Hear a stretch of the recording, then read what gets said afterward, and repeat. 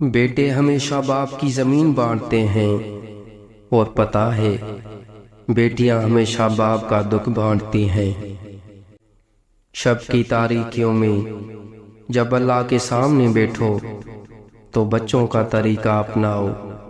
بچہ روتا ہے اور پھر اپنی مراد پا کر رہتا ہے۔ جب ایک دروازہ بند ہوتا ہے تو دوسرا کھل جاتا ہے، دوسرا بند ہوتا ہے تو تیسرا، اور جب سارے دروازے بند ہو جاتے ہیں تو اللہ کے فضل کا دروازہ کھلتا ہے جو کبھی بند نہیں ہوتا۔ زندگی میں بہترین رشتہ وہ ہوتا ہے جہاں ناراضگی کے بعد معمولی سی مسکراہٹ اور معذرت سے زندگی پہلے جیسی ہو جاتی ہے۔ رسول اللہ صلی اللہ علیہ وآلہ وسلم نے فرمایا، جو شخص حرام کی کمائی کھاتا ہے وہ ایسے بیمار کی طرح ہے جس کا پیٹ کبھی نہیں بھرتا۔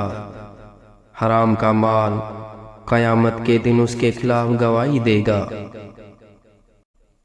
نبی کریم صلی اللہ علیہ وآلہ وسلم نے فرمایا، اگر قیامت بالکل قریب ہو اور تم میں سے کسی کے ہاتھ میں کھجور کا چھوٹا پودا ہو تو اگر وہ قیامت قائم ہونے سے پہلے اسے گاڑ سکتا ہو تو اسے گاڑ دینا چاہیے۔ اے اللہ، میں کمزور ہوں، مجھے طاقت عطا فرما، مجھ میں سختی ہے، مجھے نرمی عطا فرما، مجھ میں بخیلی ہے، مجھے سخی بنا دے۔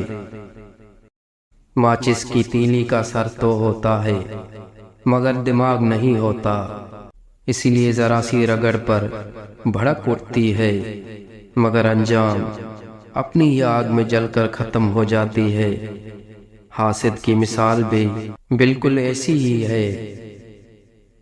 وہ مومن توبہ کرنے والے، عبادت کرنے والے، حمد کرنے والے، روزہ دار، رکوع کرنے والے، سجدہ کرنے والے، نیک کام کا حکم دینے والے، برے کام سے روکنے والے، اللہ کی حدود کی حفاظت کرنے والے ہوتے ہیں۔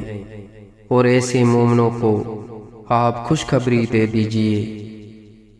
جو لوگ آپ سے بغض یا حسد رکھتے ہیں ان سے نفرت نہ کریں، کیونکہ یہی اصل میں آپ کے فین ہیں جنہیں مکمل یقین ہے کہ آپ ان سے بہت بہتر ہیں۔ رسول اللہ صلی اللہ علیہ وآلہ وسلم نے فرمایا، جسے کوئی تحفہ دیا جائے پھر اگر اسے میسر ہو تو اس کا بدلہ دے، اور جسے میسر نہ ہو تو وہ تحفہ دینے والے کی تعریف کرے، اس لیے کہ جس نے تعریف کی اس نے اس کا شکریہ ادا کیا۔ کچھ لوگوں کے لیے مصروف زندگی سے ٹائم نکالنا پڑتا ہے اور کچھ لوگوں کو دل سے نکالنے کے لیے زندگی کو مصروف کرنا پڑتا ہے۔ اپنے موبائل کو اتنا پاکیزہ رکھیں کہ آپ کے مرنے کے بعد جب گھر والے آپ کی موبائل کا لاک کھولیں تو انہیں شرمندگی اور آپ پر افسوس نہ ہو۔ یاد رہے کہ موت کبھی بتا کر نہیں آتی،